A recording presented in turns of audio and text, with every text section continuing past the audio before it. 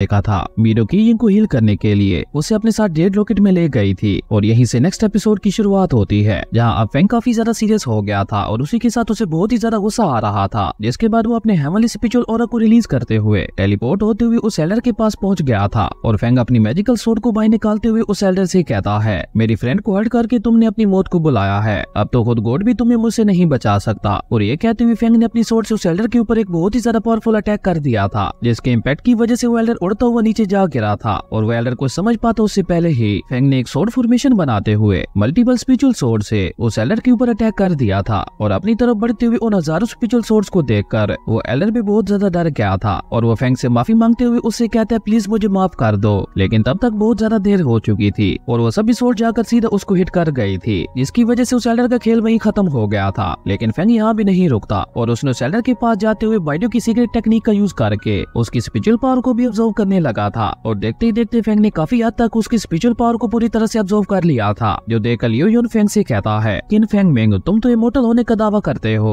और गॉड की pure heaven and earth की स्पिरिचुअल पावर की मदद से कल्टीवेट करते हो, तो फिर अब भला तुम एक डेविल की ब्लैक मैजिक पावर को ऑब्जर्व क्यों कर रहे हो? क्योंकि कल्टीवेशन मेथड ही एक इमोर्टल और डेविल को अलग बनाता है और वैसे भी तुम किसी डेविल की ब्लैक मैजिक पावर को इतनी आसानी से ऑब्जर्व नहीं कर पाओगे। और लियो युन अभी ये सब कह ही रहा था कि तभी फेंग ने पूरी तरह से उस डेविल की स्पिरिचुअल मैजिक पावर को ऑब्जर्व कर लिया था और ऐसा होते ही उस डेविल एल्डर की बॉडी डिसअपीयर हो गई थी और फेंग लियो युन की बात का जवाब देते हुए उससे कहता है, ब्लैक और इमोर्टल पावर हमारी सोल के अंदर होती है और ये सब यूजर के ऊपर डिपेंड करता है कि वो अपनी कौन सी मैजिक पावर को यूज करना चाहता है और मैं इमोर्टल मैजिक पावर के साथ साथ ब्लैक मैजिक पावर को भी आसानी से यूज कर सकता हूँ। और फेंग के ऐसा कहते ही उसके हाथ के ऊपर ब्लैक मैजिक पावर आ गई थी और क्योंकि फेंग ने उस एल्डर की सोल पावर को पूरी तरह से ऑब्जर्व कर लिया था, तो इस वजह से फेंग को उस एल्डर के सारे राज भी पता चल गए थे और उसी के साथ फेंग को यह भी पता चल गया था कि लियो युन ने ही शेन के पेरेंट्स को मारा था। और ये पता चलते ही फेंग लियो युन से कहता है, तुम्हारे एल्डर की सोल पावर को ऑब्जर्व करने के बाद मुझे पता चला कि तुमने सू फैमिली के साथ क्या किया था। और ये कहकर फेंग शेन को बताता है कि तुम्हारी सू फैमिली के साथ जो ट्रेजेडी हुई थी उसमें तुम्हारे अपने ही क्लैन लीडर का हाथ था। फेंग की ये बात सुनकर शेन काफी ज्यादा हैरान हो गया था, लेकिन लियो युन उससे कहता है, ये लड़का फेंग तुम्हें मेरे खिलाफ भड़काने की कोशिश कर रहा है, इसलिए तुम इसकी बातों पे ध्यान ना देना। और ये कहकर लियो युन फेंग को भड़काते हुए उससे कहता है, अगर तुम्हें हिम्मत है तो मुझसे आकर फाइट करके दिखाओ। और फेंग भी लियो युन का ये प्लान समझ गया था, इसलिए वो उसकी बात पे ज्यादा ध्यान न देते हुए शेन से कहता है, तुम्हारे पेरेंट्स को मास्टर यू ने नहीं मारा था और न ही इसमें लियो जियान सेट का कोई हाथ था, बल्कि तुम्हारे पेरेंट्स को तो इस लियो युन ने मारा था।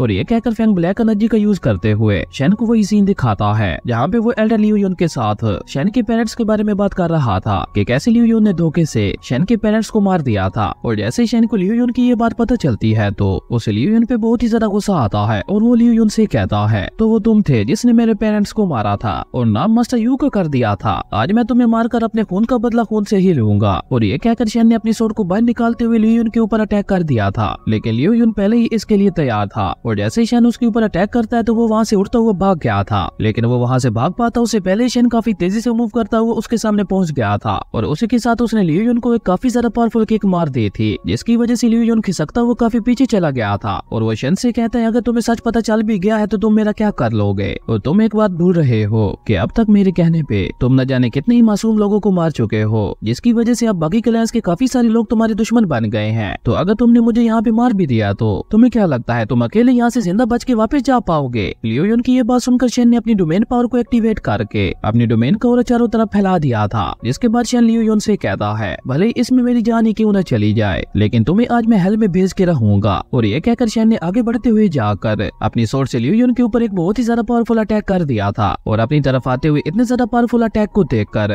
लियो युन ने अपने सामने एक शील्ड लगा ली थी, जिसकी वजह से शेन के किसी भी अटैक का उस पर कोई भी फर्क नहीं पड़ रहा था। जो देखकर फेंग शेन के पास आते हुए कहता है, सीनियर ब्रदर, अब क्योंकि हमारी दुश्मनी खत्म हो गई है तो ये जूनियर ब्रदर भी आपकी हेल्प करेगा। और ये कहकर फेंग ने अपने मैजिकल स्पिरिट टावर का यूज करके अपनी हेवनली फ्लेम से लियो युन के ऊपर एक बहुत ही ज्यादा पावरफुल अटैक कर दिया था। और फेंग का ये अटैक इतना ज्यादा पावरफुल था कि जैसे ही फेंग का ये अटैक लियो युन को हिट करता है तो न सिर्फ लियो युन की शील्ड डिस्ट्रॉय हो गई थी, बल्कि उसी के साथ साथ लियो युन खुद भी उड़ता हुआ नीचे आ गिरा था। लेकिन लियो युन अभी भी हार नहीं मानता और वो दोबारा खड़ा होकर जोर जोर से हंसते हुए फेंग से कहता है, किन फेंग मेंग, तुम अपनी इस इमोर्टल बॉडी को लेकर इतनी जल्दी खुश ना हो, क्योंकि जिस मोमेंट पे तुमने उस हेवनली फ्लेम को अपनी बॉडी के साथ मर्ज किया था तो उसी वक्त तुम्हारी लाइफ मेरे हाथों में आ गई थी। और ये कहकर लियो युन अपनी ब्लैक मैजिक पावर का यूज करके अपने डीमन क्लैन की सुप्रीम ट्रायर की पावर को एक्टिवेट करता है और ऐसा होते ही उस डीमन ट्रायर की वजह से फेंग को अपनी बॉडी के अंदर झटके लगने लगते हैं हैं और उसी के साथ फेंग के फोरहेड पे डीमन क्लैन का मार्क भी अपीयर होने लगा था और उस मार्क को देखकर शेन भी हैरान होते हुए कहता है ये तो डीमन क्लैन का सुप्रीम ट्रायर है जिसकी मदद से किसी की भी बॉडी पे कंट्रोल किया जा सकता है। जिस पे लियो यून शेन से कहता है तुमने बिल्कुल सही पहचाना, मैं पहले ही समझ गया था कि ये लड़का कभी भी मुझे उस होली फ्लेम को हासिल नहीं करने देगा, इसलिए पहले ही मैंने उस टोंग जियान की होली फ्लेम के अंदर अपना ये सुप्रीम ट्रायर डाल दिया था और अब मेरे उस सुप्रीम ट्रायर की वजह से ये कुछ ही देर में अनकॉन्शियस होकर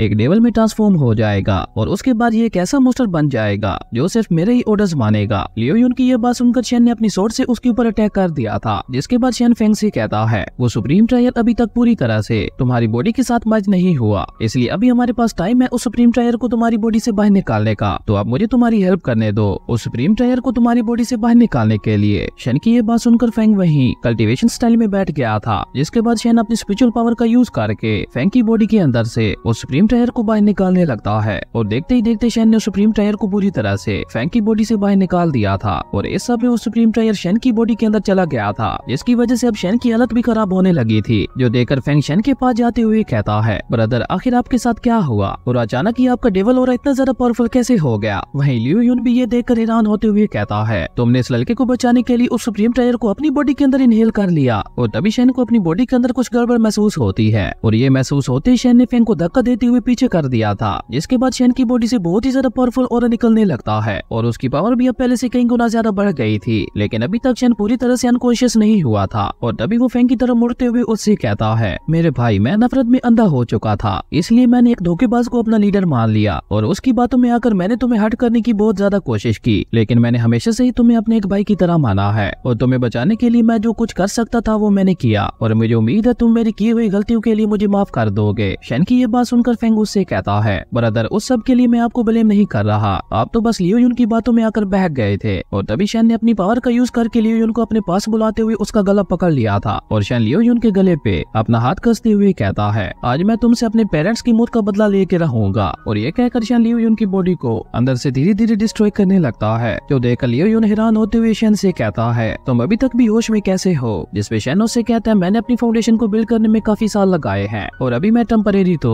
तुम्हारे सुप्रीम ट्रायर की पावर को सप्रेस कर सकता हूँ। और ये कहकर शेन ने अपनी स्पिरिचुअल पावर को अपने हाथ में इकट्ठा करते हुए लियो यून को एक बहुत ही ज्यादा पावरफुल पंच मार दिया था और शेन का ये अटैक इतना ज्यादा पावरफुल था कि उसका ऑरा पूरे एंशिएंट बैटलफील्ड में महसूस होता है। और तभी हम लियो जियान सेट के मास्टर्स को देखते हैं जो कि दूर से खड़े होकर ये सब देख रहे थे और तभी उनमें से एक एल्डर कहता है ये औरत तो एक चैंग डैन पीरियड के कल्टीवेटर से भी कहीं ज्यादा पावरफुल है, आखिर ये इतना ज्यादा powerful cultivator foundation building area में क्या कर रहा है, क्या वो खुद जानबूझकर फाउंडेशन बिल्डिंग एरिया में आया होगा या इसके पीछे उसकी कोई बहुत बड़ी वजह होगी। पर कुछ भी हो अब अगर वो फाउंडेशन बिल्डिंग एरिया में आया है तो यहाँ पे बहुत सारे लोग मरने वाले हैं। और शेन की ऑरा को महसूस करके मास्टर यू कहते हैं बीते 100 सालों में एंशिएंट बैटलफील्ड के अंदर बहुत सारे मेजर चेंजेस आए हैं और ये कहकर मास्टर यू उसी तरफ देखते हुए कहते हैं मुझे लगता है वहाँ पे कोई बहुत ही खतरनाक बैटल चल रही है, पर मैं उम्मीद करता हूँ ये बैटल किन फेंगमिंग से रिलेटेड ना हो क्योंकि ऐसी सभी बैटल्स उसी से रिलेटेड ही होती हैं। वहीं दूसरी तरफ अब शेन का कंट्रोल धीरे धीरे खुद से खत्म होने लगा था और उसके फोरहेड पे भी उसी सुप्रीम ट्रायर का मार्क बन गया था, जो देखकर फेंग समझ गया था कि शेन अब कुछ ही देर में अनकॉन्शियस होने वाला है। और ये कहकर फेंग थोड़ा परेशान होते हुए कहता है अगर ब्रदर शेन एक बार अनकॉन्शियस हो गए तो